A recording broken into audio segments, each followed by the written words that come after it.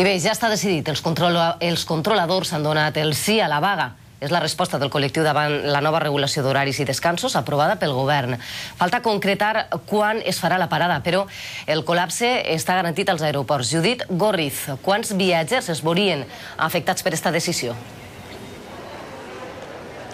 Esta vaga coincideix amb el mes per excel·lència de les vacances i, per tant, la xifra d'afectats podria ser altíssima. Calculeu que l'agost passat passaren pels aeroports d'AENA 21 milions de viatgers i d'ells vora 2 milions foren usuaris dels aeroports de la Comunitat Valenciana. Després de tot un dia de votacions, la convocatòria de vaga ha eixit endavant amb el suport del 98% dels més de 1.800 controladors aeris que han participat. Encara no s'han concretat les dates, però es calcula que la vaga podria començar entre el 18 i el 20 d'agost. El que sí que ens han confirmat fons del Sindicat de Controladors Aeris és que en un principi s'han previst 3 dies de vaga, encara que les jornades de mobilitzacions podrien ampliar-se o reduir-se.